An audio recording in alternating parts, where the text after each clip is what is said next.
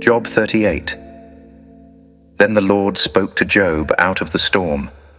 He said, "Who is this that obscures my plans with words without knowledge? Brace yourself like a man, I will question you, and you shall answer me. Where were you when I laid the earth's foundation? Tell me if you understand. Who marked off its dimensions? Surely you know. Who stretched a measuring line across it? On what were its footings set, or who laid its cornerstone? While the morning stars sang together, and all the angels shouted for joy? Who shut up the sea behind doors when it burst forth from the womb? When I made the clouds its garment and wrapped it in thick darkness? When I fixed limits for it and set its doors and bars in place? When I said, 'This far you may come and no farther. Here is where your proud waves halt.' Have you ever given orders to the morning, or shown the dawn its place, that it might take the earth by the edges and shake the wicked out of it? The earth takes shape like clay under a seal. Its features stand out like those of a garment. The wicked are denied their light, and their upraised arm is broken. Have you journeyed to the springs of the sea, or walked in the recesses of the deep? Have the gates of death been shown to you?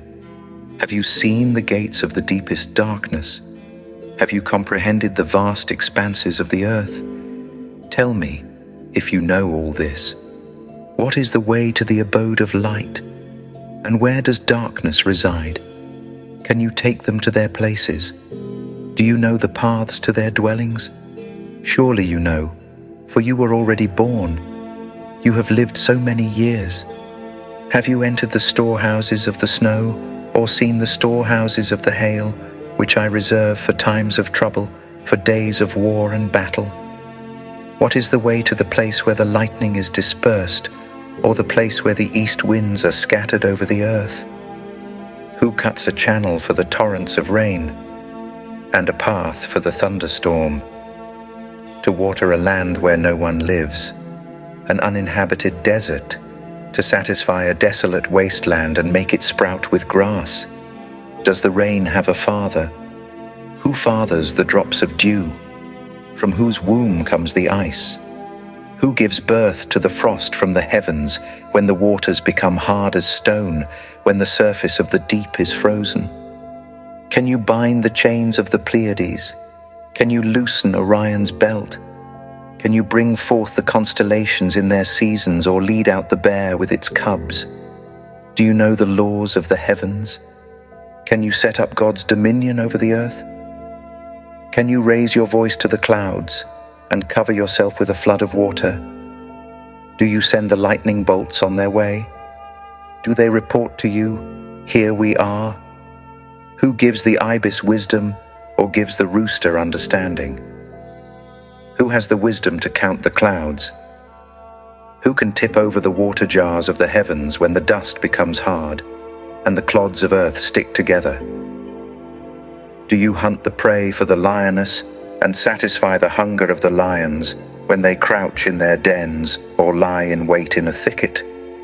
Who provides food for the raven, when its young cry out to God, and wander about for lack of food? Job 39. Do you know when the mountain goats give birth? Do you watch when the doe bears her fawn?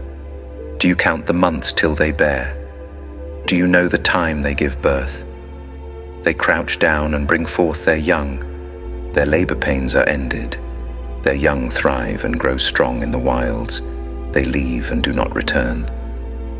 Who let the wild donkey go free? Who untied its ropes? I gave it the wasteland as its home, the salt flats as its habitat. It laughs at the commotion in the town. It does not hear a driver's shout. It ranges the hills for its pasture and searches for any green thing. Will the wild ox consent to serve you? Will it stay by your manger at night? Can you hold it to the furrow with a harness? Will it till the valleys behind you? Will you rely on it for its great strength? Will you leave your heavy work to it? Can you trust it to haul in your grain and bring it to your threshing floor? The wings of the ostrich flap joyfully. though they cannot compare with the wings and feathers of the stork. She lays her eggs on the ground and lets them warm in the sand, unmindful that a foot may crush them, that some wild animal may trample them. She treats her young harshly, as if they were not hers. She cares not that her labor was in vain, for God did not endow her with wisdom or give her a share of good sense. Yet when she spreads her feathers to run, she laughs at horse and rider. Do you give the horse its strength or clothe its neck with a flowing mane? Do you make it leap like a locust, striking terror with its proud snorting? It paws fiercely, rejoicing in its strength, and charges into the fray. It laughs at fear, afraid of nothing. It does not shy away from the sword. The quiver rattles against its side, along with the flashing spear and lance. In frenzied excitement, it eats up the ground. It cannot stand still when the trumpet sounds. At the blast of the trumpet it snorts, "Aha!" It catches the scent of battle from afar, the shout of commanders and the battle cry. Does the hawk take flight by your wisdom and spread its wings toward the south? Does the eagle soar at your command and build its nest on high? It dwells on a cliff and stays there at night. A rocky crag is its stronghold. From there it looks for food. Its eyes detect it from afar. Its young ones feast on blood, and where the slain are, there it is,